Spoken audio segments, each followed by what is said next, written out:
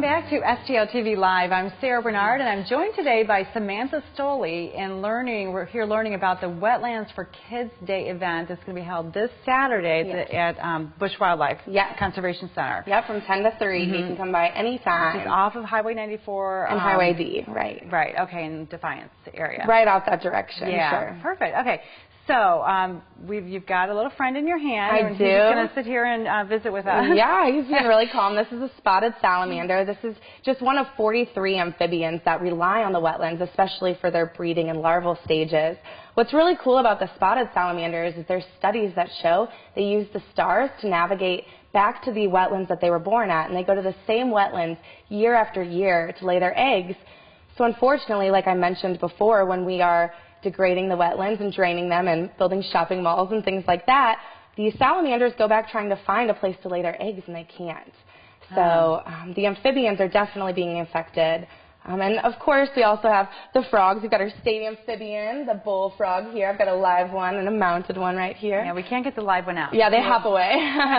So let's tell us a little bit about what exactly is a wetland. So you mentioned in the last segment that here in Missouri we've lost 87% of our wetlands. We have. We're down to less than 500,000 acres, which is really sad. A lot of it also is down in the southeast. They used a lot of bald cypress for lumber and things like that. So since they stopped that, the numbers plateaued.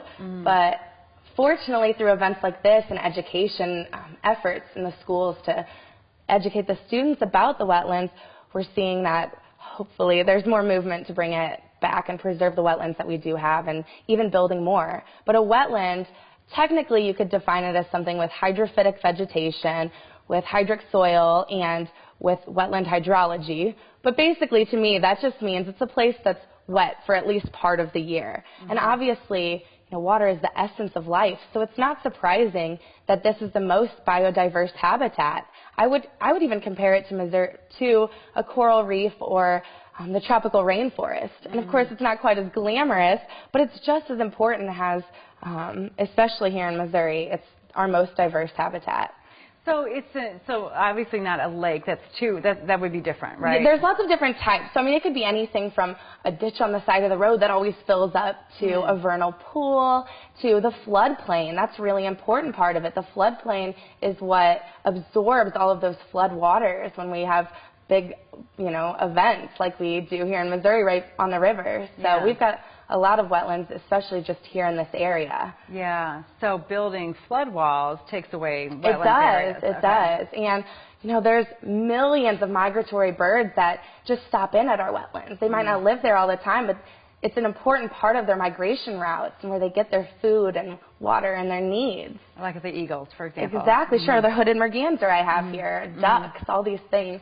Yeah. And that's partially why Ducks Unlimited is so eager to help us out with this event and be a partner with us, because they appreciate the value of having these, especially game birds, of course, but all of the birds really in the area. Right. So tell us again, what is the name of this bird? This is the hooded merganser. It's one of my favorites. It's a pretty unique looking bird. A lot of people call it the mohawk bird. And then I've also got the bullfrog mount here, and this is a replica of an alligator snapping turtle head. And this is actual size? It can be. Actually, this is a real alligator snapping turtle shell. Okay. I can put this salamander down really quick so I can show you.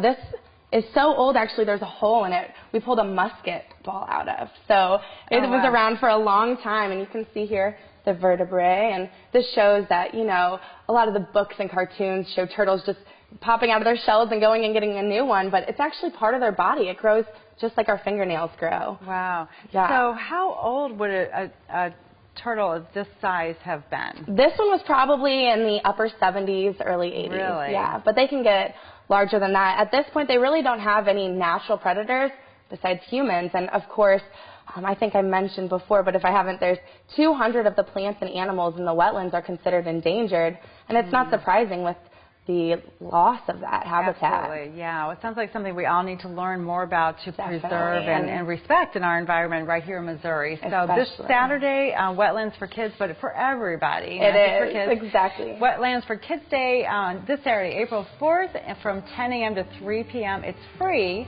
and it's available and open, of course, to both kids and adults. We'll be back with more STL TV Live. Stay tuned. Thank you so much, Samantha, for joining us.